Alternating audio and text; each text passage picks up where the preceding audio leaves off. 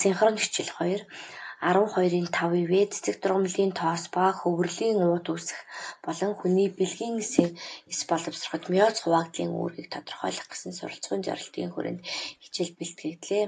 За бүгдээрээ хүний бэлгийн эсүүдийн дотоод бүтцийн талаар бол мозовебийн хичээл дээрээс үзэж танилцъя.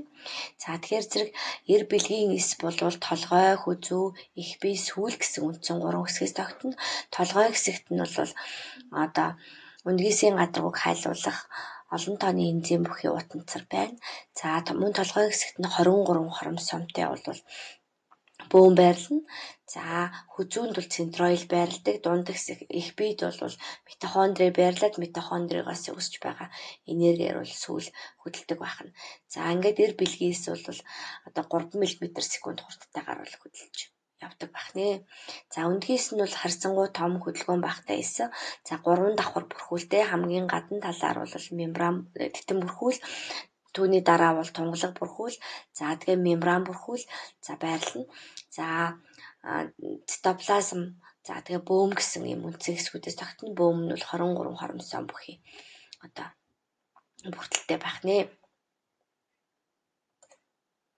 За тэгэхээр зэрэг эрен бэлгийн эсийн хөгжил бас өвөрмөц онцлогтойгоор явагддаг. Тэгэхээр хөврөлийн хөгжлийн явцад төрхөөс өмнө бол өндгөн эсийн эм бэлгийн эсийн хөгжил явагддаг байна.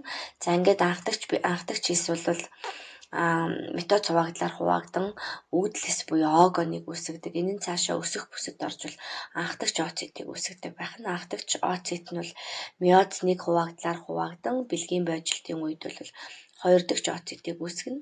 За 2 дахь ooцит нь бол үр тогтсны дараа бол миоз 2 хуваагдалд орж 23 хоромсон буюу энэ бүртэлтэй өндгийсийг үүсгэдэг байна. Ингээд эмэгтэй хүнд сард бол нэг л өндгийс боловсрдог байна. За харин эр бэлгийсийн хөгжил бол бэлгийн анхдагч эс нь бол метозоор хуваагдан сперматогоны гэдэг үүдэлсийг үүсгэдэг. За энэ үүдэлс нь бол метозоор хуваагдан бол сперматогоны гэдэг эсийг үүсгэнэ. За энэ нь бол метоз хуваагдлаар хуваагдан анхдагч сперматоцит гэдэг 2 энэ бүртэлтэй эсийг үүсгэнэ. За энэ эс нь бол миоз 1 хуваагдлаар хуваагдаж бол 2 дахь сперматоцит гэдэг энэ бүртэлтэй эсийг үүсгэх нь байна. За энэ 2 дахь сперматоцит бол дахин миоз 2 хуваагдалд орж энэ бүртэлтэй сперматид гэдэг эсийг үүсгэх юм байна. За сперматид нь цааш хэлбэржих бүсэд орж сперматозоид гэдэг эр бэлгийн эсийг үүсгэдэг байх нэ. За хүүхдүүд та бүхэн бэлгийн эс дэх миоз хуваагдлын үүргийг бол эр бэлгийн эс, эм бэлгийн эстэй харьцуулсан энэ хүснэгтийг бас уншиж танилцаж бичиж тэмдэглээрэй. За мөн цааш нь багш нь тайлбарлая.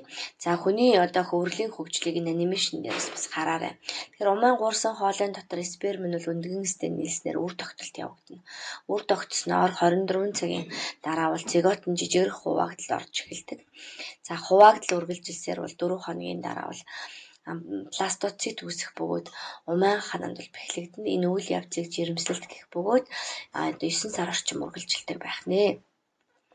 За хүүхдүүд та бүхэн хүний үржил хөгжлийн талаарх мэдлэгээ энэ QR кодыг уншуулсан бас баттгаарай.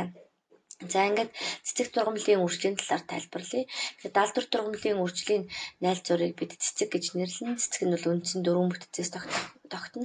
За чамралаг, дэлбээ, үр боловсруулах орон, тохиур. Үүнээс бол үр боловсруулах орон бол эм бэлгийн эрхтэн, тохиур нь бол эр бэлгийн эрхтэн байх нэ.